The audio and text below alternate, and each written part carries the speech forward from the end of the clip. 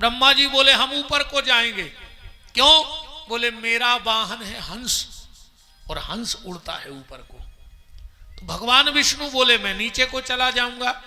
क्यों? बोले मैं कई बार बाराह बन के आया हूं सूकर, तो मुझे मिट्टी खोदने का अच्छा अनुभव है, तो मिट्टी खोदते जाएंगे। सुअर मिट्टी खोदता है, देखा होगा तुम लोगों ने, कहीं भी खड़ा हो मिट्टी खोदता है। ये कौन है पता है? ये सुअर है कौन? पिछले जन्म का। हमारे हिसाब से दो लोगों की छाती पे बड़ा सा पत्थर बांध के और किसी नदी में फेंक देना चाहिए। दो लोगों की छाती पे पत्थर बांधो और उनको फेंक दो जिसमें वो मर जाएं। पहले वो जिनके पास पैसा बहुत है पर कभी उन्होंने 1 रुपए का उपयोग नहीं किया। पैसे होने के बाद जो कंजूस है उसकी छाती पे पत्थर बांधो, फेंक दो नदी में, मर जाए, काय को रोटी खराब कर रहा है। और दूसरा जो गरीब है और मेहनत नहीं कर रहा है, जो गरीब है और मेहनत करने से डर रहा है, उसकी छाती से भी पत्थर बांधो और फेंक दो जिसमें वो मर जाए।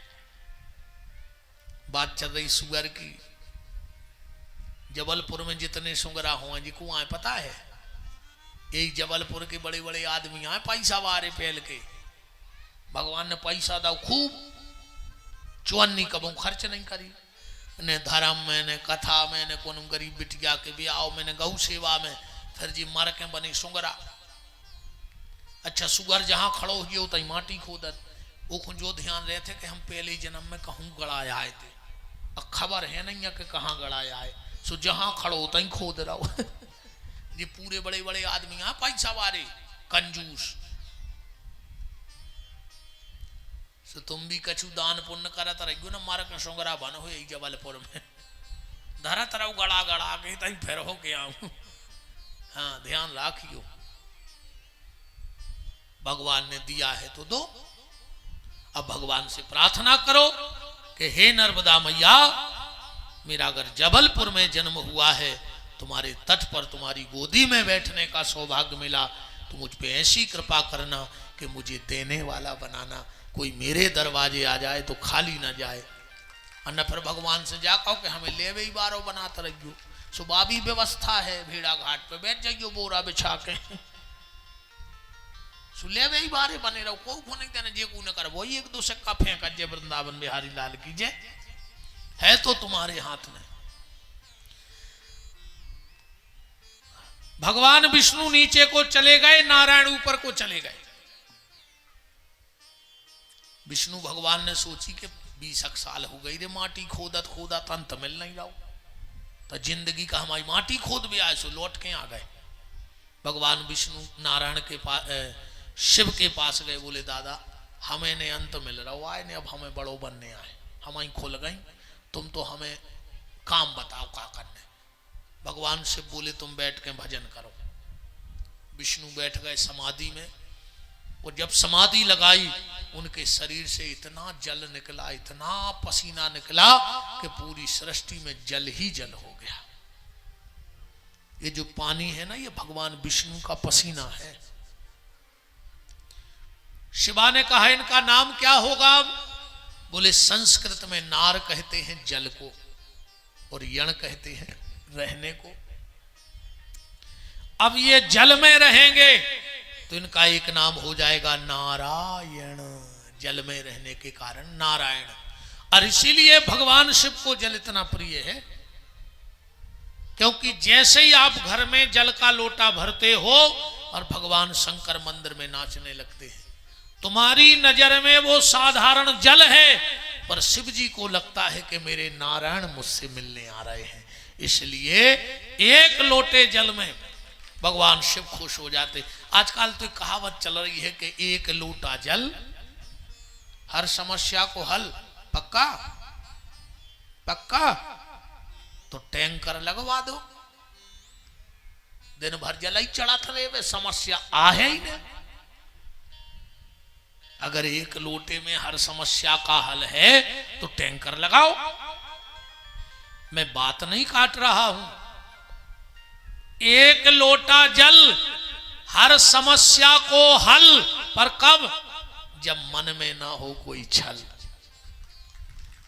अगर मन में छल होगा तो तुम तो शंकर जी के ऊपर गर्दन काट के चढ़ा दियो रावण जैसी, पर घर में रोवे वारों ने बचे। क्योंकि इतनी पूजा रावण जितनी कोई तुम दूध चढ़ा सकत, दही चढ़ा सकत, गर्दन काट के थोड़ी चढ़ा सकत, पर उसके मन में छल था, इसलिए आज उसके घर में कोई पानी देने वाला नहीं बचा। तो एक लोटा जल हर समस्या का हल, पर जब मन में ना हो कोई छल। भगवान शंकर को जल इतना प्रिय है। एक बार तो महाराज जी लड़ाई हो गई घर में शिव जी की। पार्वती जी बोली कि सुनो, ब्रह्मा जी बब्बा हो गए, पर कितने अच्छे सजे धजे रहे थे, और तुम अबे बूढ़े भी नहीं भाई ज्यादा, फिर भी राख लपेटे ने कपड़ा पेरो नग्न बैठे रे। शंकर जी बोले देवी का ऐखों पर नहीं होता। मन पार्वती बोली हम कुछ नहीं जाने, तुम 2-4 जोड़ी कपड़ा ले आओ, अच्छे रहेंगे तैयार।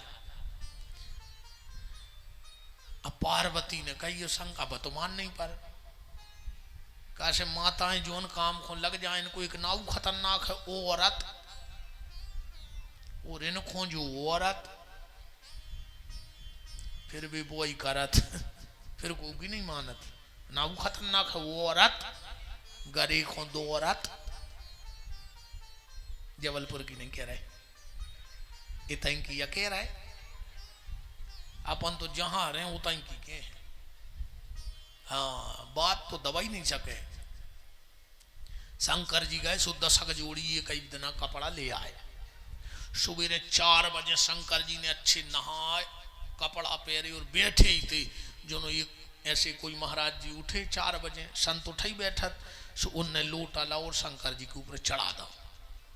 शंकर जी बोले देखो हम यही से कपड़ा ने पैर रहे थे, पैर के पूरे के बैठ नहीं पाए, वो जगत गुरु जी जल चढ़ा गए।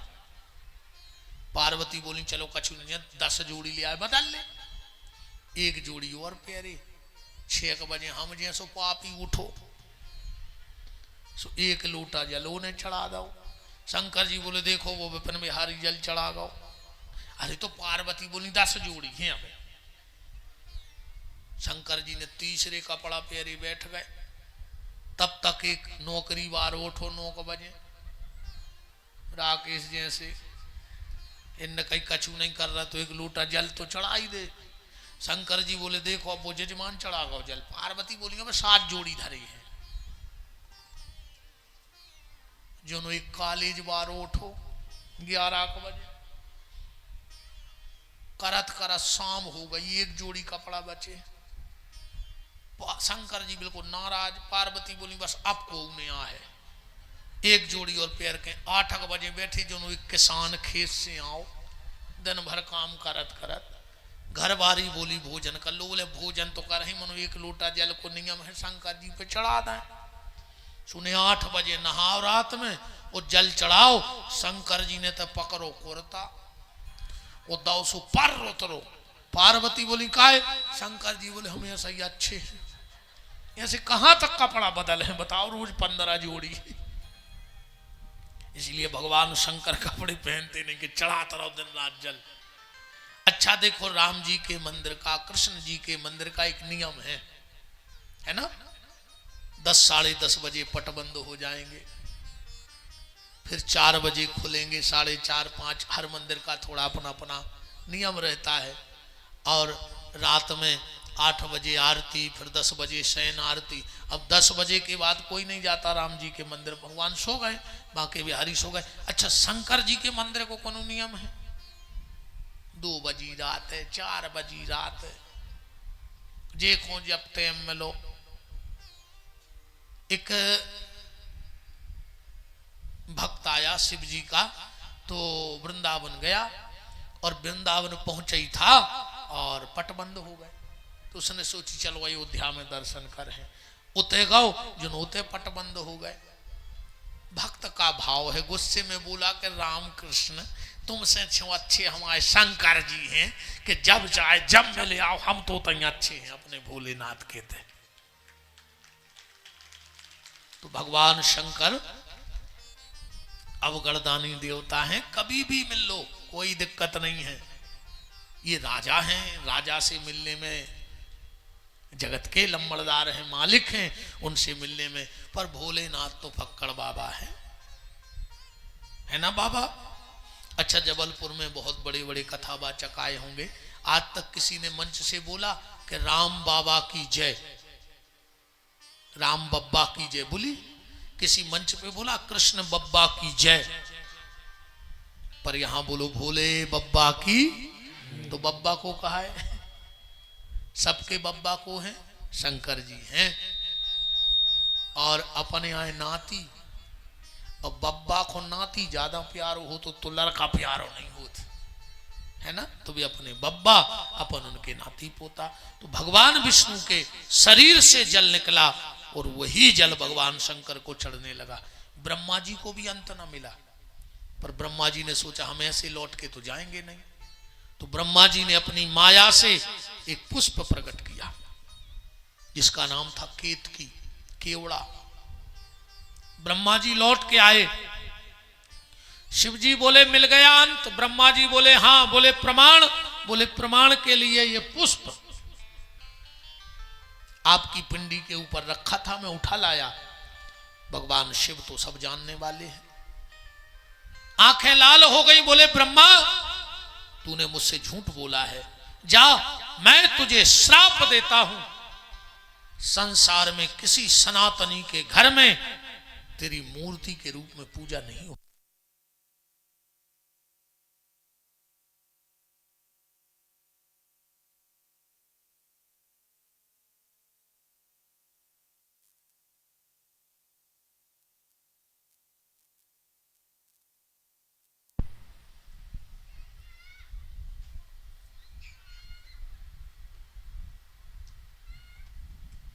राम राम राम।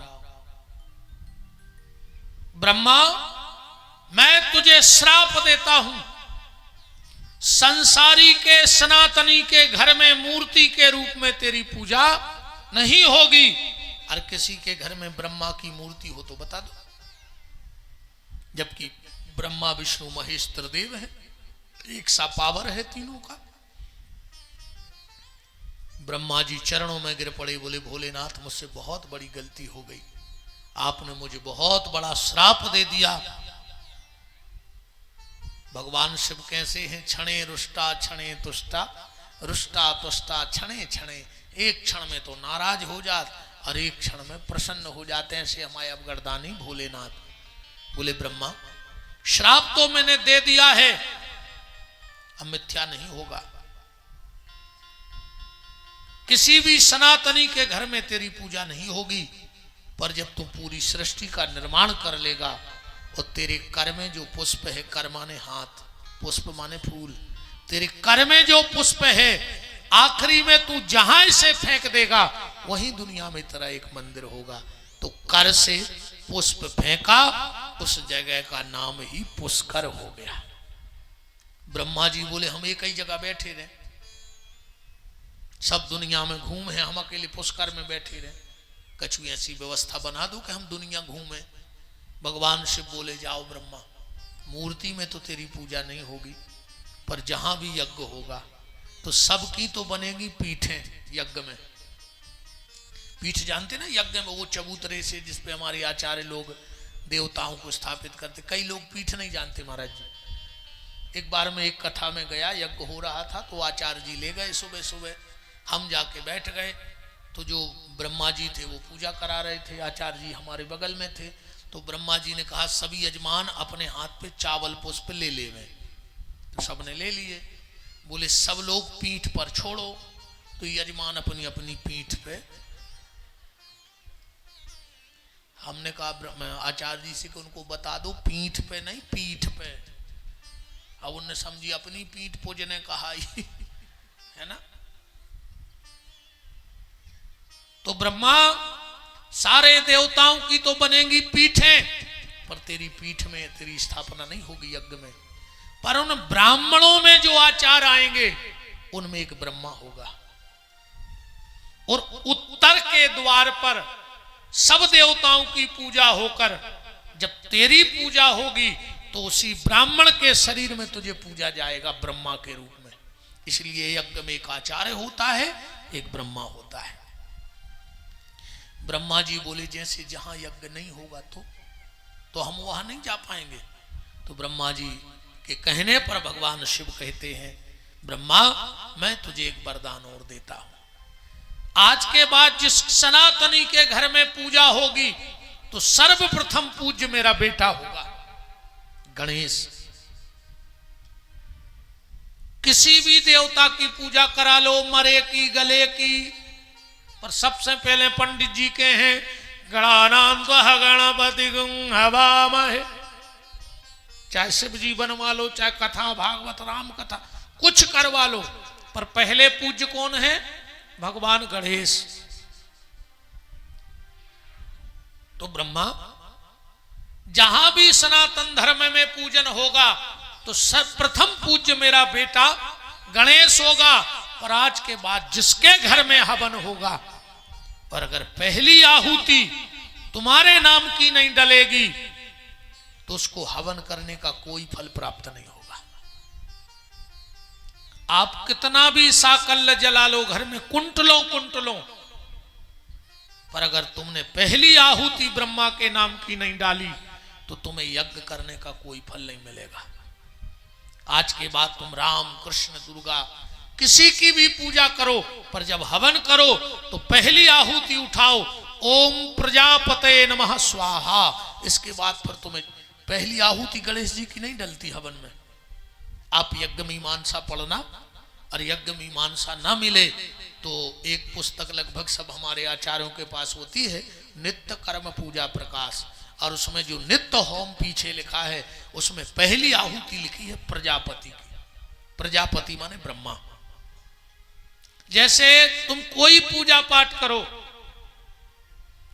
तुम हनुमान चालीसा करो, तुम राम चालीसा, शिव चालीसा, कृष्ण चालीसा, राधा चालीसा, जो भी करो, पर अगर तुमने पहले गणेश का ध्यान नहीं किया तो तुम्हें किसी पाठ का फल नहीं मिलेगा, क्योंकि ये शिव महापुराण के शब्द हैं।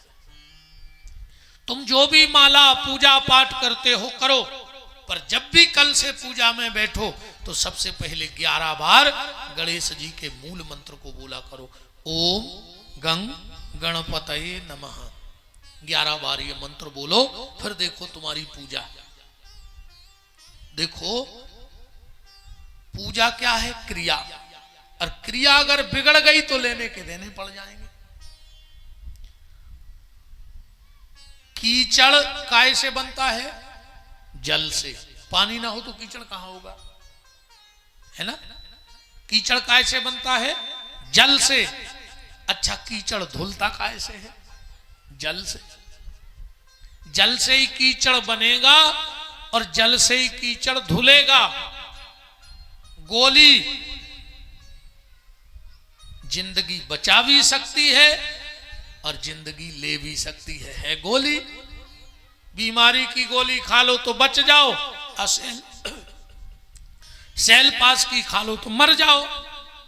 तो पूजा एक क्रिया है। जैसे अग्नि, अग्नि की कितनी जिह्वाएं हैं? 7। आप अग्नि पुराण को नेट पे सर्च करके देख लेना, कितनी जिह्वाएं हैं? 7। एक होती है मरघट की आग और एक होती है यज्ञ की आग। अक्सर करके घर में जो हवन पूजन करते हैं वो मरघट की आग लगाते हैं, इसीलिए इतनी पूजा पाठ करने के बाद भी हमारे घर में सुख शांति नहीं है। पहले महाराज जी इतनी पूजा नहीं होती थी और इतना कलेश भी नहीं था। आज पूजा भी बहुत हो गई तो कलेश भी हर घर में उतना ही है। जितनी पूजा हो रही उतना ही कलेश है। ऐसा नहीं है कि पूरे घर के नाम जप करने लगे सो शांति हो गई हो, उतना ही कलेश बढ़ रहा हो जितनी पूजा बढ़ रही। पर वो सीधी बात है क्रिया बिगड़ने के कारण।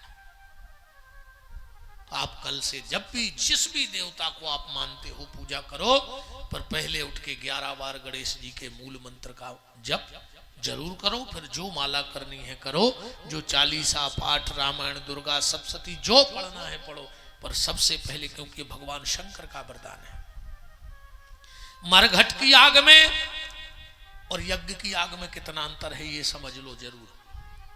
मरघट में जब हम लोग जाते हैं तो पहले लकड़ी रखते हैं, मुर्दा रखते हैं और फिर आग लगाते हैं।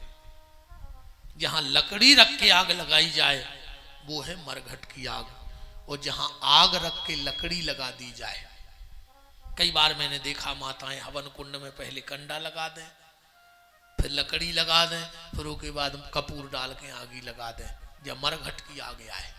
आज के बाद जब भी घर में हवन करो, पहले वेदी में फूल बत्ती जला के रख लो या कपूर जला के, फिर कंडा या लकड़ी लगाओ, तो वो यज्ञ की आग है। क्रियाएं सुधारो पूजन की। तो ब्रह्मा जी से कहा, ब्रह्मा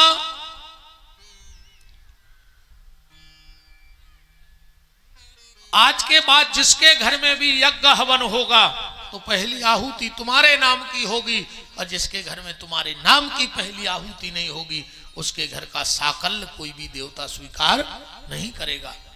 बगल में केतकी का फूल खड़ा था, शिव जी ने उसे भी श्राप दे दिया। केतकी केवड़ा, ध्यान से सुनना, आज के बाद जिस पूजा की थाली में तुझे रख दिया जाएगा उस दिन तक के उस व्यक्ति के सारे सत्कर्म नष्ट हो जाएंगे। इसलिए किसी भी पूजा में, किसी भी देवता की पूजा में केवड़े का पुष्प नहीं चलता है। केवड़ा चरणों में गिर पड़ा, बोले प्रभु ये आपने क्या श्राप दिया? भगवान शंकर बोले तूने झूठ का साथ दिया है, ब्रह्मा का साथ दिया है, और झूठे का साथ देना भी उतना ही अपराध है जितना झूठ बोलने वाले को अपराध है। पर तू किसी पूजा की थाली में नहीं रखा जाएगा, पर तेरे अंदर जो इत्र निकलेगा वो देवताओं की पूजा में चढ़ाया जाएगा, पर तुझे स्वीकार नहीं किया जाएगा। उसी समय भगवान शंकर ने 5 मंत्र अपने मुंह से प्रकट किए। ध्यान से सुनना, संसार के जितने मंत्र हैं 5 मंत्र छोड़कर ये ऐसे महापुरुषों के बनाए हैं, भगवान शंकराचार्य के बनाए हैं, भगवान श्रीमद् जगत गुरुओं के बनाए हैं, पर ये 5 मंत्र भगवान ने बनाए हैं, ये स्वयं शिव के मुंह से प्रकट है। बाकी जितने भी मंत्र हैं इन संतों की तपस्या का फल है। जब इनके अंदर तपस्या बनती है तो एक नए मंत्र का जन्म होता है जो सृष्टि को और संसार को सुधार कर सद्मार्ग के रास्ते पर ले जाता है। पर ये 5 मंत्र भगवान शंकर ने प्रकट किए हैं। सबसे पहले मुंह से मंत्र निकला ओम। ओम में कितने शब्द हैं कोई बता सकता है? कितने शब्द हैं ओम में? ओम में 5 शब्द हैं। ध्यान से सुनना, कितने शब्द हैं? 5। आ,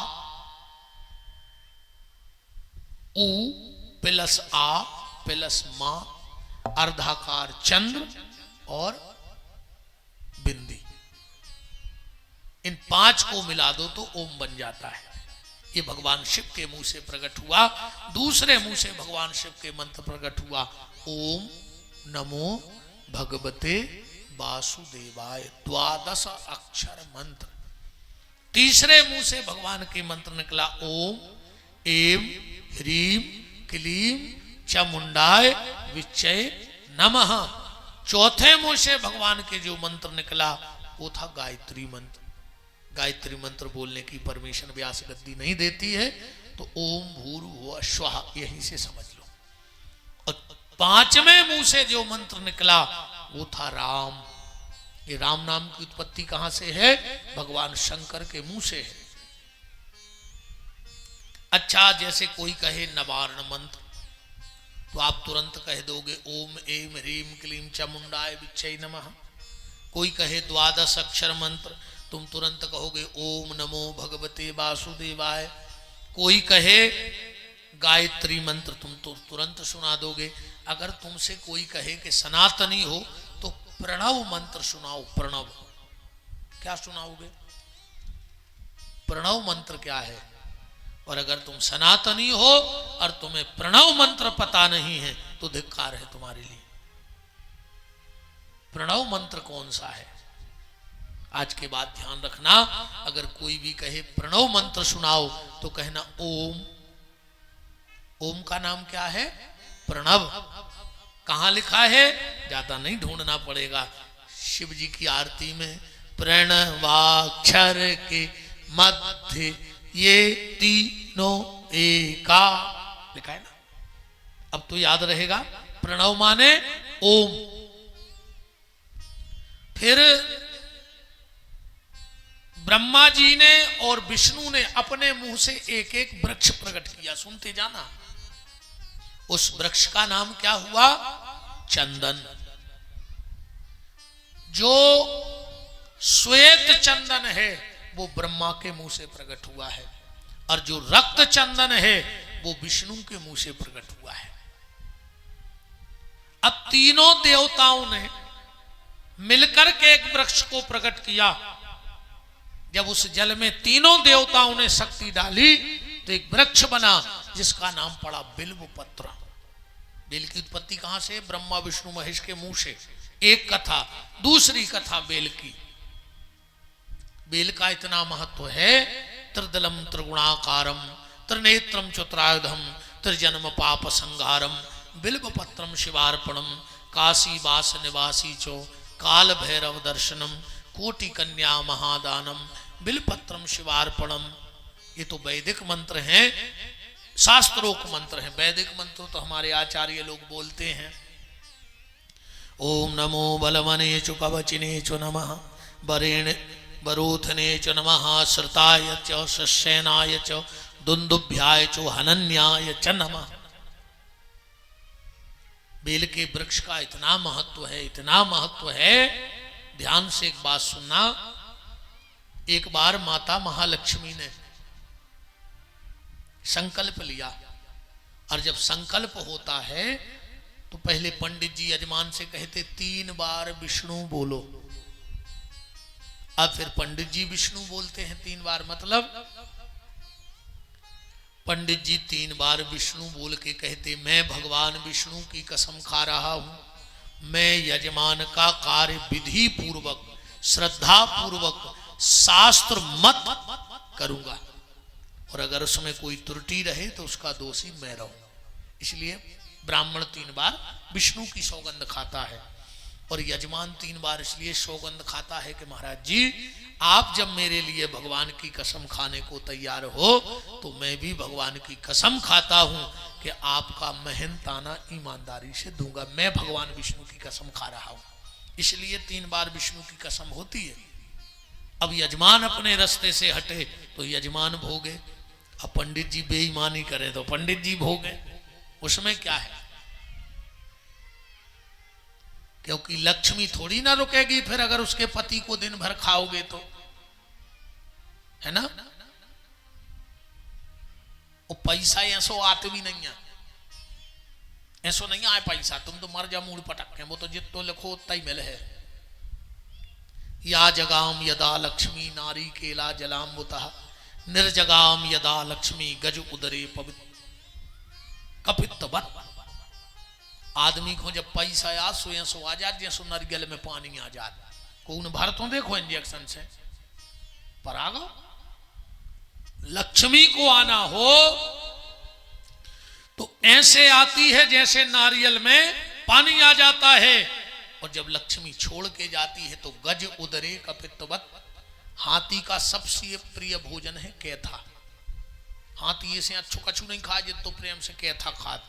अच्छा पूरो कैथा खात है, वो पूरो लीद में निकाल दे, पर भीतर को मसालो राख बन जाता। ऐसे ही लक्ष्मी छोड़ के चली जाती। ठीक।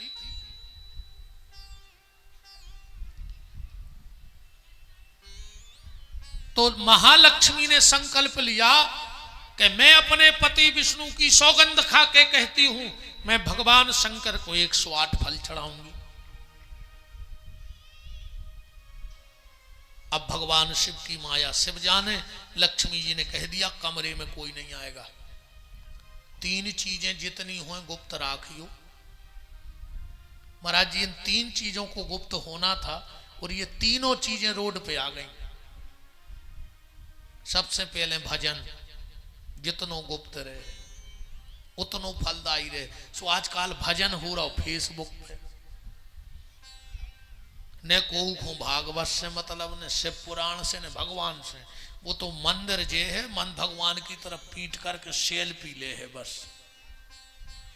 कि फोटो भर गिर जाए कि हम मंदिर गए थे। वो भगवान से कोई मतलब नहीं है ना, सेल्फी के लिए भजन है। महाराज जी हमें तो एक और हो सकता मेरा दोष हो, हमें जा समझ में नहीं आए कि जी जो साधना तपस्या कर भी कबों कबों गिरत हैं कि फलाने महाराज जी ने उत्तराखंड में या बद्रीनाथ में भजन करो, तो फोटो खींच भी कोगा तो उनकी जब भी समाधि में आते माने जे सब एक रचना रची भाई कहा कि हम आंखें बंद करके बैठे, तुम हमारी तैसे फोटो खींच के वायरल करियो। भाई अगर तुम अकेले में गए थे भजन कर भी तो कैमरा वालों लेके गए थे, और मान के चलो तुम लोग हमें जान भी जाओ कि हम बहुत बड़े महात्मा हैं, का कर ले हमारे जबलपुर वाले, का कर ले हमारी किस्मत पलट दो। चलो तुम हमें एक नंबर को पापी जान ले, हम का कर ले, का कर ले हम बताओ। तुम हम 25 साल से कथा कर रहे हैं, जबलपुर में आए तो कभी का हम कथा नहीं कर रहे। हम लोग उसके लिए अच्छा बनना चाहते हैं जो हमारा कुछ नहीं कर सकता। हमें तुम्हारे प्रमाण पत्र की जरूरत ही नहीं है, ने हमें उतरे तुमसे लिखवा के देने भगवान के कि जबलपुर वाले लिख देवे कि हम बहुत बड़े संत हैं, सुमा उतरे एडमिशन हो जाए। वहां तो अगर कोई चिनार चलेगी तो हाथ में जो तुलसी की माला है इतनी घूम गई है वो भर वहां लगना है। महाराज जी गुरु जी के चेला गाओ, बोले गुरु जी हमें भजन करना है, गुरु जी ने माला दे दी।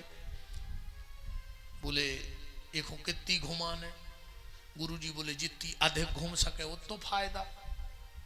बोले लगभग कछु संख्या, गुरु जी बोले जितनी घुमा पाओ। और वे चले गए गुरु जी। 1 महीना बाद चेला पहुंचे, बोले गुरु जी तन्ना घर तक चलने। बोले काहे? बोले आपने कही थी माला घुमाओ, हमने इतनी घुमाई कि आज तक दुनिया में कोई नहीं घुमा पाओ। गुरु जी घरे गए, बोले कहाँ है माला? बोले ऊपर को देखो, उन्हें पंखा पे टांग दी थी, चन्ना पे लगी माला। अब ऐसी माला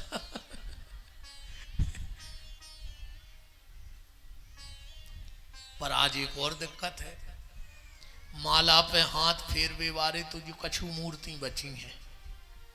महाराज जी अब माला पे हाथ फेरवे वारे मिल ही नहीं रहे, अब तो माल पे हाथ फेरवे वारे मिल रहे कि माल पे हाथ फेर पाए जितो फेर पाए, कौन को माल कितो ले लें। माला से किसी को मतलब नहीं है, अब तो माल, अब तो हमयों को काम होगा राम राम जपना, ऊपर आया माल अपना। वृंदावन बिहारी लाल की है ना। माल पे हाथ मत फेरो, माला पे हाथ फेरो।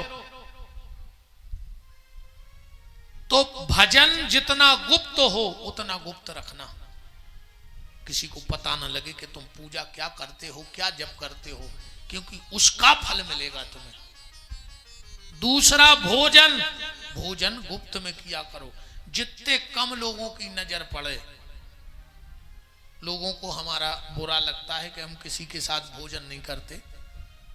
हम इसलिए नहीं कि हम VIP हैं कि हमें कुछ विशेष भोजन करने। अभी 3 दिन हो गए, पूछ लो राकेश जी से, हमने अगर एक शब्द बोला हो कि हमको क्या चाहिए, हमें सिर्फ वो चाहिए जो हम तुलसी डाल के ठाकुर जी को भोग लगा दें। महाराज जी लगभग 45 साल की आयु में मुझे खुद पता नहीं कि मुझे अच्छा क्या लगता है। मैंने आज तक अपनी भोजन की थाली में अगर नमक नहीं है तो किसी से नमक नहीं मांगा। जो राम ने दे दिया, कम से कम वो दे रहा है, उसकी ये कृपा है। ना देता तो हम क्या करते, कहीं स्टेशन पे डाल देता, हाथ पांव तोड़ देता। तो भोजन हम सिर्फ इसलिए अकेले में करते, लोगों को लगता महाराज जी हमारे साथ भोजन नहीं करते, सबके साथ बैठते नहीं हैं। हमें इससे नहीं कि हम VIP हैं, हम चाहते हमारे भोजन पे कम लोगों की नजर पड़े। हम भोजन करें तो बस भर हमें जो कंठी पहने हैं, लुंगी लगाए है, अचला लपेटे है, वो भोजन परोसे और उसी की नजर पड़े जिसके गले में तुलसी हो। पापी की नजर हमारे भोजन पे न पड़े, इसलिए हम अकेले में भोजन करते। बस पर हम चाहते कोई ना हो हमारे साथ भोजन को।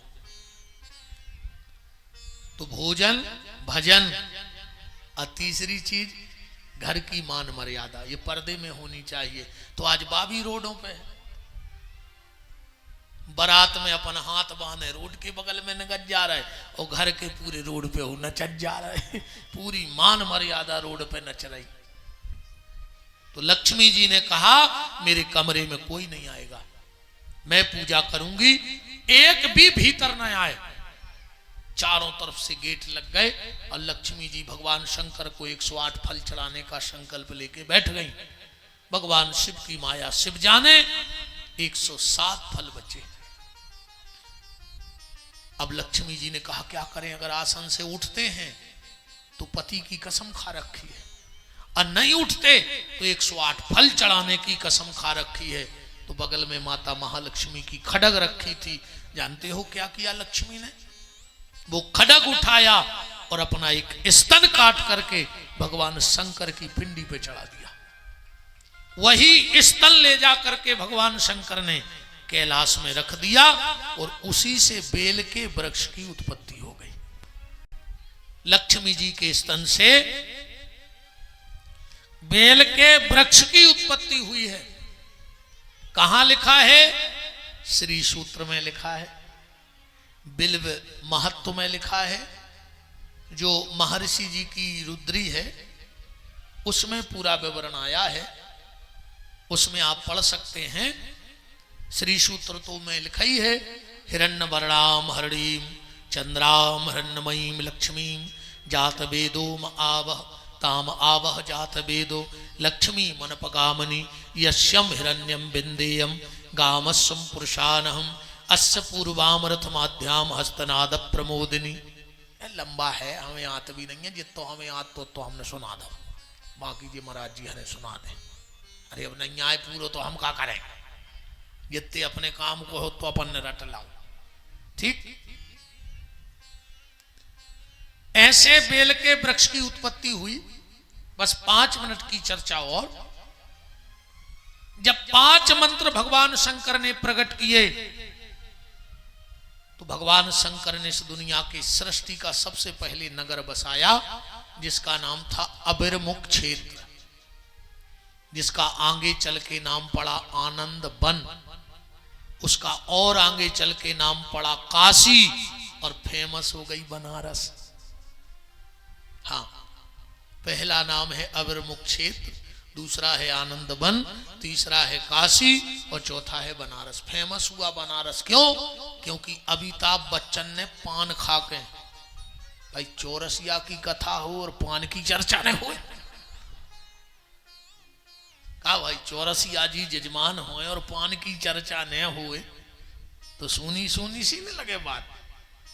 अमिताभ बच्चन ने पान खा के गाना गाया था कि खई के पान बनारस वाला, छोरा गंगा किनारे वाला, तब से बनारस फेमस हो गई है ना।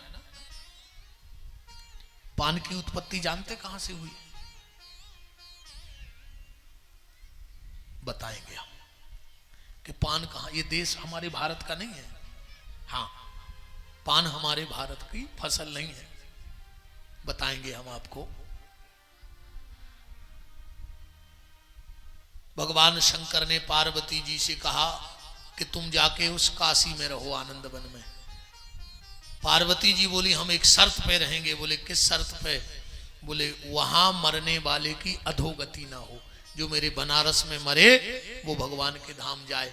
अब शिव जी बोले भगवान के धाम तो आदमी जब जे है, या तो आखिरी में राम को नाम बोल देवे या कान में पड़ जाए। ऐसे तो आप औरों से कह रहे कि अब ऐसे राम राम कहो, आदत पड़ जाए ना, आखिरी में पूरे घर के घेर जे हैं। दादा कहो हरे राम हरे, दादा कहो हरे राम हरे। दादा कह रहे यार अरे मरे, दादा के बाप ने नहीं कही कब हरे राम हरे, तो आखिरी में कैसे निकल जाए मौसम। आखिरी में फिर ऐसी गत होते, एक दादा मर रहे थे, 4 लड़का हते, सो दादा करे ओ ओ मारा कहो 4 ही लड़का बोले के रे पिताजी हतो कंजूस, अरे कहूं पैसा गड़ा धरे तो इशारों कर रहा हूं बता पाओ नहीं है। मारा कहो सो बगल में एक डॉक्टर खड़ो तो बोले हमारे एक रिश्तेदार हैं डॉक्टर, भी 4 लाख रुपया लेते, एक इंजेक्शन लगाते आदमी 2 मिनट को बोला थे, तो 4 ही ने कही रे बाप के भारी जा जात थी वो बहुत दवाएं कहाओ, 1-1 लाख कर लो इंजेक्शन लगवा दो। 4 ही ने 1-1 लाख रुपया करे, डॉक्टर आए इंजेक्शन लगाओ, दादा उठ के बैठ गए। 4 ही लड़का बोले कि दादा क्या बात है, बोले का रे तुम 4 ही जे खड़े, वो गज्जा ने पूरा बहरा खा लो, वो दादा फिर मर गए 4 लाख और चले गए।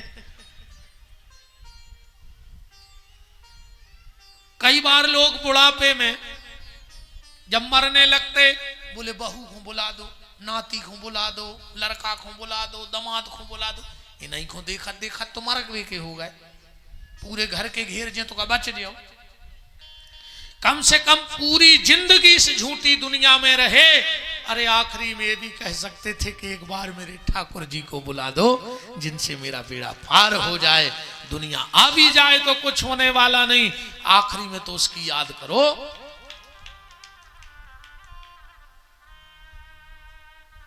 तो भगवान शंकर बोले कि आखिरी में राम जिसके कान में पड़ेगा, पार्वती जी बोली आप जाओ और बनारस में रहने वाले के कान में राम खाओ। अब शंकर जी बोले मारबे को कचुटे में है नहीं है भाई, ऐसा तो है नहीं कि शाम हो गई को मार है नहीं, कभी भी मर सकता है आदमी, मौत कभी भी आ सकती है, कोई ठिकाना नहीं है। अच्छा तुम लोग बहुत घूमे हुई हो, 20 जगह जबलपुर में भी लिखो हुई है, यहां थूकना मना है, यहां मोबाइल पे बात करना मना है, नो पार्किंग, नो स्मोकिंग। आज तक कहूं जो लिखो देखो कि यहां मरना मना है। कोई बड़ी बड़ी अस्पताल में तो लिख ले डॉक्टर के यहां मरना मना है, और जो डॉक्टर लिख ले कि यहां मरना मना है, बड़े बड़े आदमी जात बेच के बेड खरीद ले, निकल है ही नहीं भी अस्पताल से। भगवान शंकर ने कहा ठीक है देवी, अब हम सबके कान में राम कहेंगे। इसलिए शंकर जी कितना भजन करते हैं, रामायण में लिखा है तुम पुनि नाम राम दिन राति, दिन रात शंकर जी ये कई शब्द है मुंह में, राम राम राम राम राम राम राम राम राम राम राम राम राम राम राम राम राम, क्या पता को कब मर जाए। पार्वती बोली हमें कैसे भरोसा कि आपने मरबे वाले के कान में राम कही। अब शंकर जी बोले हम सेल्फी कौन कौन की खींच के ले आए, इस सेल्फी को भी ऐसो चक्कर चलो है महाराज जी। अच्छा एक बात बताओ महाराज जी, हम एक बहुत हल्के से गांव के हैं, देहाती गरीब ब्राह्मण परिवार से हैं, अब तना कृपा हो गई आप औरों की, ज्यादा पढ़े लिखे नहीं है, ज्यादा चमक धमक की जिंदगी हमने जी नहीं है। आजकल जी फोटो खिंचाते हैं सुजुए सो मुंह करने पर नहीं पूछ रहे, हम तो जसोंगरा कैसी चोंद हम देखत रहे थे महाराज जी, आदमी जैसे ही फोटो खींचे सो फंसा ले है मोबाइल, और जैसे ही मोबाइल ऊपर गो पूरा बिड़ी को कट्टा ठोक दिया मुंह में। कहा फैशन आ गई यार, नहीं सीधी ऐसी नहीं खींच सकत, ऐसी करने होगा। एक और मुंह से बना तो नहीं यार, ये मोड़ी मोड़ आज के भी आंख ऐसी कर ले तिरछी सी ऐसी भेड़ू सी। अब भाई फोटो को लड़का बारे को पहुंचा दे तो भी कैंसल कर देंगे, मोड़ी तो भेड़ू धरी तिरछी तक। का फैशन है भैया, अरे राम। भगवान शंकर ने कहा जाओ देवी मैं वरदान देता हूं, आज के बाद बनारस की भूमि पे जो मरेगा उसका दाहिना कान थोड़ा सा टेढ़ा पड़ जाएगा। इसलिए आज भी बड़े बड़े सेठ साहूकार संत महंत आखिरी में बनारस में प्राण त्यागने जाते हैं। एक बात और ध्यान से सुन लो, कभी वाराणसी जाओ तो वहां से गंगा जल मत लाना, हर जगह से गंगा जल लाना चाहिए, पर बनारस से कभी गंगा जल नहीं लाना चाहिए, क्योंकि जल में कई जीव होते हैं और वो जीव आके जब हमारे यहाँ प्राण त्यागते हैं तो उनकी मुक्ति के बाधक बनने का पाप हमें लगता है। रामायण में लिखा है काशी मरत जंतु अवलोकी, जीव जंतु भी ये कामना करते हैं कि हम बनारस की भूमि में मर जाएं।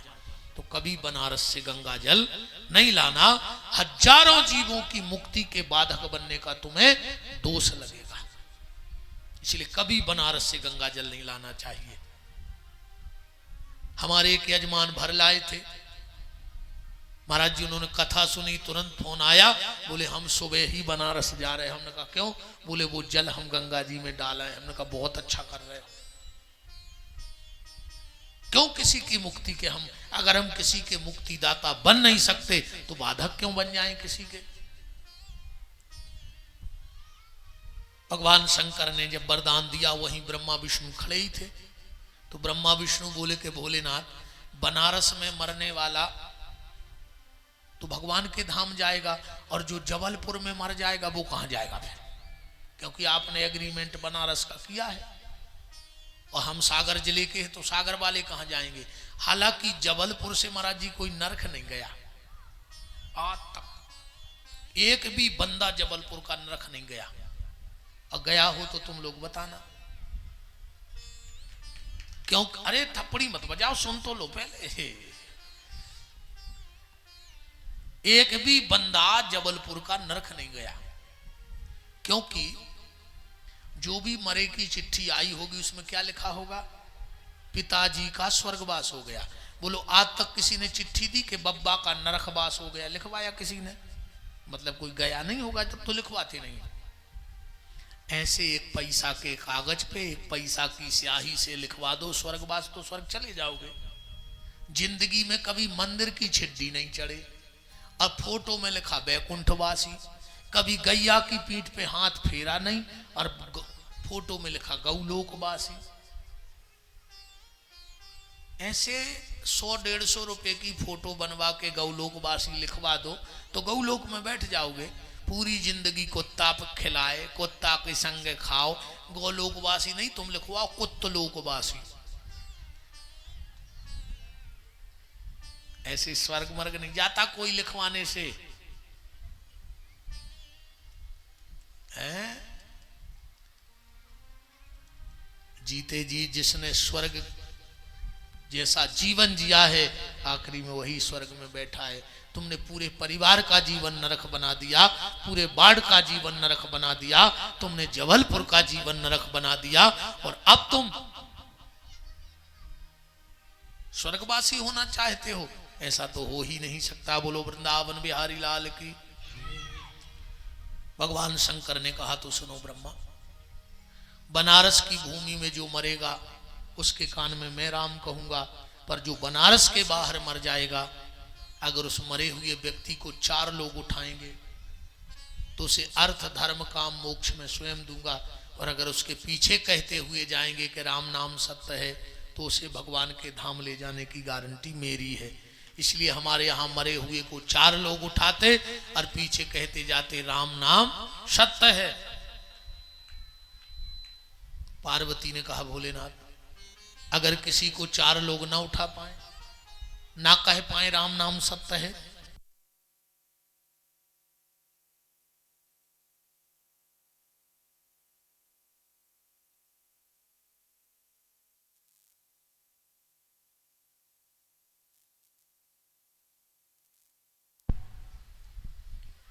राम, तो उस व्यक्ति की क्या गति होगी? भगवान शंकर कहते देवी, अगर घर से मुर्दा उठे और शमशान घाट जाए और अगर उसके ऊपर बेल की छाया पड़ जाए, बेल के वृक्ष के नीचे से निकल जाए, तो भगवान शंकर कहते उसकी पूरी जिम्मेदारी मैं लूंगा, मैं उसे भगवान से मिलाऊंगा। इसलिए हमारे यहाँ नियम है कि जब घर से मुर्दा उठता है तो एक जगह बीच में उतार दिया जाता है। सिर्फ बेल के वृक्ष के नीचे उतारना चाहिए, अपन कहीं भी उतार देते अता पता तो कुछ है नहीं। और यहां लिखा है कि जो व्यक्ति शमशान में जाकर बेल का वृक्ष लगा देता है उसके 7 पीढ़ी में कभी धन की कमी नहीं आती, और जो शमशान में जाकर समी का पेड़ लगा देता है उसके परिवार में कभी वाहन से दुर्घटना से मौत नहीं होती है। शमशान घाट में समी का और बेल के वृक्ष का बड़ा महत्व है। धनतेरस के दिन अगर कोई बेल का निमंत्रण करके और एकादशी की रात में अगर बेल की जड़ लेके और घर में पूजा कर ले तो उसके घर में कभी धन की कमी हो ही नहीं सकती। मैं वचन दे रहा हूं इस व्यास गद्दी से। पर कैसे धनतेरस को बेल को न्योता देना चाहिए, दिवाली को कैसे जड़ लाएं, ये अब हम कल की चर्चा में आपसे करेंगे। बहुत आनंद की बातें हैं शिव महापुराण में।